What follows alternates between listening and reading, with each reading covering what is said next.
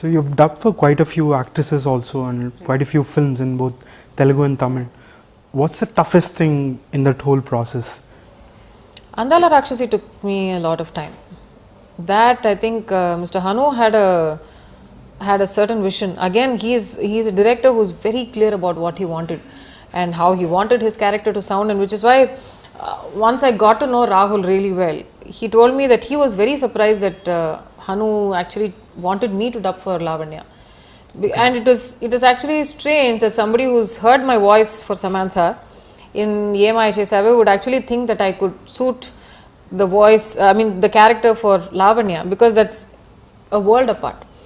But clearly he saw something that others didn't, and he was also like that. He acted out every scene right there, and it was a breeze dubbing for Lavanya, because she said every line correctly in Telugu, and except maybe for that very mild North Indian accent, she would easily pass off for somebody who'd been here and probably doing it. So it was very easy for me to lip sync to a girl who had already spoken the language perfectly. And every time, whether it was Nanna Naku Torga Pelli Chesandi Nanna, that was for me the most favorite takeaway dialogue, that scene between her, the mother, the father, and the Bama and everything. That is and what is the toughest? Yes, because that I think took 3 or 4 days, my longest ever, because I had to keep throwing my voice, and my voice would be tired. And his concept was all these 3 characters want to be close to each other, but there is always this perennial distance. And how do you convey distance? By shouting at someone. And that... Oh, that's the logic why they keep shouting all the time. They're calling out to each other, because that at some point, and when they come closer, they start whispering. And then the distance grows, and then the voice starts throwing. And that is amazing. That's an interesting perspective. I've never thought that was about his perspective. It was actually strange that the general public didn't get that concept. And also this is something that Gautam sir used to constantly say, that a lot of people will be dubbing and he'll be like, why do you want to shout at somebody who's sitting right next to you? He can hear you. Don't shout.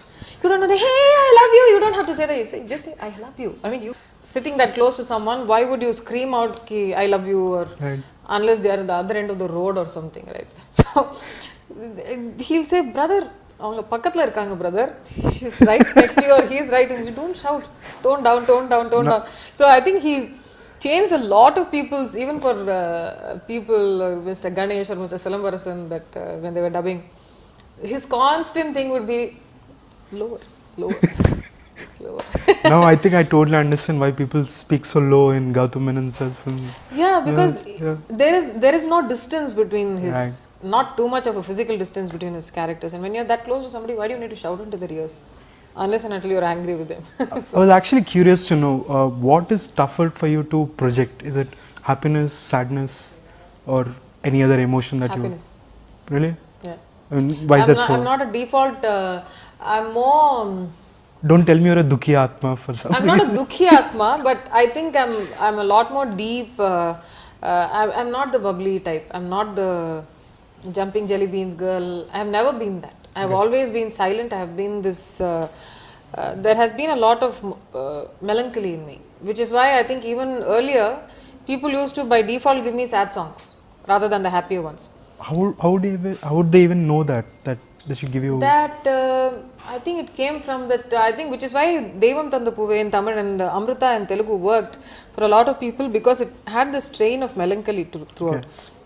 And then once people, same thing, first impression, right, and then they'll keep slotting you into the same thing. After Amrita, I remember I was given at least 5-6 songs which were all about the mother sentiment. I was always singing for the mother.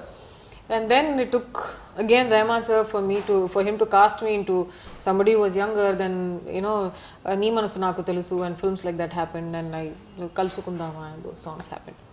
But until then, a lot of people couldn't even identify that somebody that young I was 15 when I sang that song. Amrita. And I remember S.J. Surya reacting, saying, I didn't expect you to be this young. I thought you would be at least 32 or something, for the depth in the voice and the depth in emotion, as they called it. I said, well, I'm how old I am, that's not going to change. So, yeah, I think by default people cast me in sad songs. Thankfully, Bollywood didn't do that to me. Thankfully. All thanks to Shekhar sir and everybody else, and Vishal sir and Amit Trivedi and everybody else who've given me these happy songs in life. For more videos, please subscribe to iDream. Hi, this is Sai Kripa, strength coach. For more videos, please subscribe to iDream. And more videos, please subscribe to iDream Media.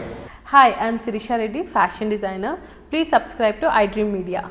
For more videos, please subscribe iDream Media. Please do subscribe to iDream.